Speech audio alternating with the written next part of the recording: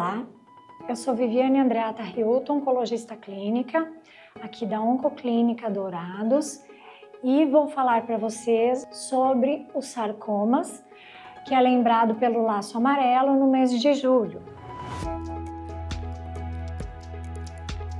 Sarcoma é uma neoplasia maligna bastante rara, é só 1% de todas as neoplasias sólidas no adulto e acontece principalmente nas partes moles, que são mais ou menos 80% desses diagnósticos.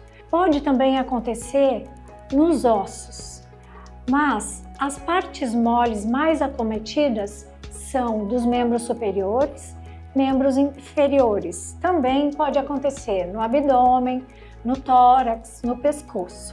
A etiologia dos sarcomas não é bem definida, então a gente não tem fatores de risco que podemos evitar.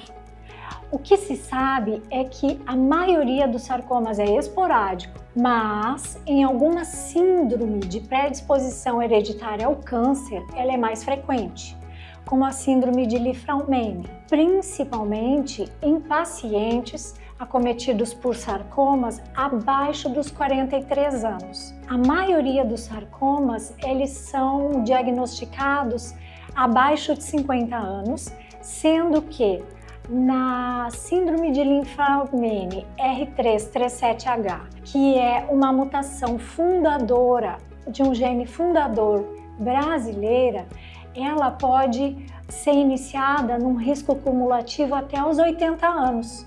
Então, o sarcoma, ele não é determinado de uma certa idade. Qual é o sintoma depois que ele começa a crescer? Ele aparece como um nódulo ou uma pequena massa e à medida que o tempo passa, ele cresce e vai causando desconforto, aumentando de volume e daí causa dificuldade para caminhar ou mexer o braço ou causa dor. Isto é decorrente depois de uma velocidade adquirida pelo tumor. Então, quando ele começa a crescer, ele vai devagar até que ele consegue crescer muito rápido. A respeito disso, o ideal é a gente lembrar que sempre um sintoma que dura intermitente ou todo dia até 30 dias na sua sequência, ele deve ser investigado. E isso significa que a gente precisa consultar um médico para definir o que fazer.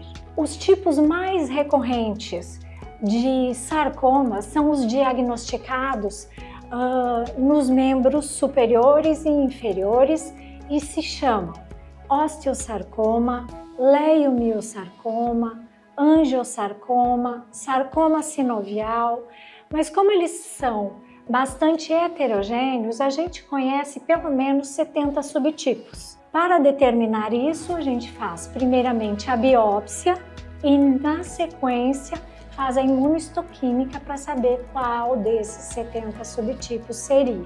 O tratamento do sarcoma, inicialmente e na maior parte das vezes, ele é cirúrgico.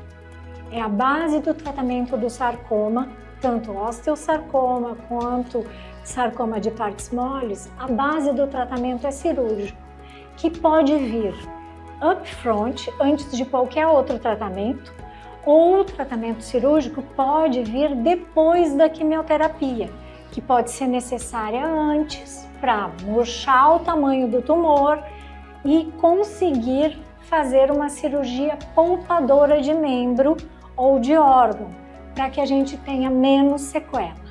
Na sequência da cirurgia, quimioterapia, ainda poderá ser necessário a radioterapia.